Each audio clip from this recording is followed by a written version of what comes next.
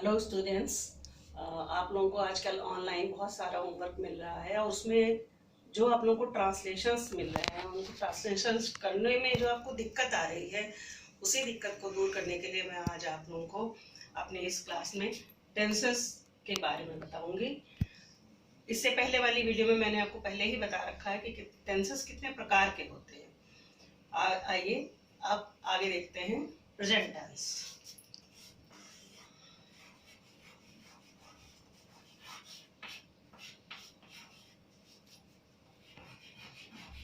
Present tense का जो पहला पार्ट होता है उसे प्रेजेंट इंडेफिनिट टेंस कहते हैं। क्या कहते हैं? Present indefinite tense. इसको सिंपल प्रेजेंट भी कहते हैं। किसी भी टेंस को समझने के लिए सबसे उसके रूल्स को जानना सबसे पहले जरूरी है। तो आइए देखते हैं अफर्मेटिव के रूल्स।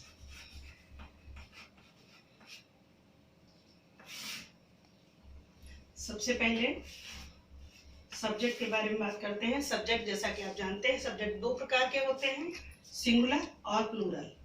तो सिंगुलर के लिए यहाँ पे मैंने एस लिखा है और प्लूरल के लिए पी लिखा है। जैसा कि आप जानते हैं, सिंगुलर ही, शी, इट और नेम्स, ये सिंगुलर सब्जेक्ट होते हैं। और प्लूरल आई, वी, यू, दे और प्लूरल नाउन, ये प्लूरल सब्जेक्ट होते हैं। इन सिंगुलर सब्जेक्ट के साथ वर्ब में मैं सिर्फ यहाँ पर बी लिख रही हूँ। वर्ब जो फर्स्ट फॉर्म है एस या ईएस प्लस ऑब्जेक्ट या कॉम्प्लीमेंट। और प्लूरल में वर्ब, इसमें एस या ईएस नहीं लगेगा बल्कि फर्स्ट फॉर्म प्लस ऑब्जेक्ट या कॉम्प्लीमेंट।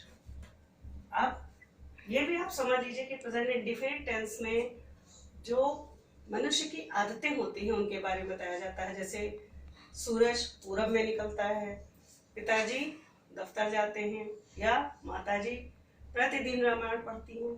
तो इस प्रकार के सेंटेंसेस में आपको जैसा कि सुनने से ही पता चल रहा है वाक्य की पहचान क्या है। ता है, ती है और ते है, ये वाक्य की पहचान है। हिंदी में जब आप ऐसे सेंटेंस देखेंगे तो आपको पता चल जाएगा कि ये प्रेजेंट इंडेफिनिट के सेंटेंस है। अब आइए इनको बना करके देखते हैं। अफर्मेटिव सेंटेंस का पहला एग्जांपल लेते हैं।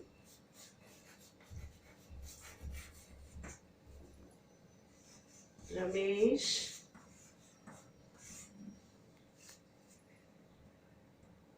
फुटबॉल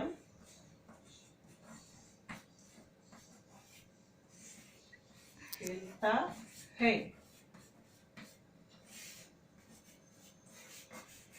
अब इसको चेंज करने के लिए सबसे पहले आपको ये समझना होगा कि ये पहचानना होगा कि इसमें जो सब्जेक्ट है वो सिंगुलर है कि प्लूरल है। जैसा कि आप पहले ही लिख चुके हैं, ये रमेश जो नाम है यानी कि सिंगुलर सब्जेक्ट है।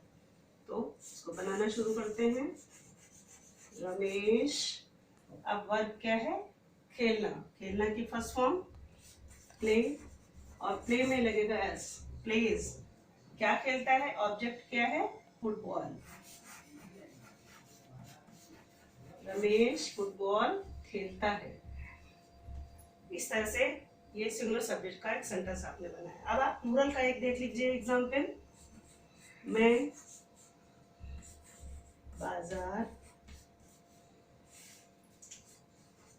जाता हूँ। मैं प्लूरल है तो आई, जाने की इंग्लिश क्या है? गो। और इसमें ऐसे यस नहीं लगेगा तो सीधे गो। और कहाँ जाता हूँ? To market. I go to market. ये प्रेजेंट इंडेफिनिट के आपने अफर्मेटिव सेंटेंस देखे। अब इनको निगेटिव में चेंज करने का रूल देख लीजिए।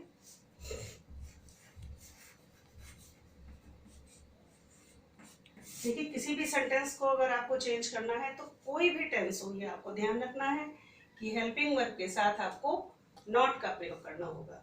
और प्रेजेंट इंडेफिनिट की हेल्पिंग वर्ब होती है डज, यानी कि सिंगुलर के साथ डस और प्लूरल के साथ डू का प्रयोग होगा। अब आप इसी सेंटेंस को नेगेटिव में बदल करके देखिए। रमेश सिंगुलर है तो डस लगेगा, डस के साथ नॉट लगा दीजिए। अब आपको वर्ब में एस लगाने की जरूरत नहीं है। Does not play football. और इसी तरह मैं बाजार जाता हूं को जब आप नेगेटिव में बदलेंगे तो आई के साथ डू का प्रयोग होगा, डू नॉट हो जाएगा।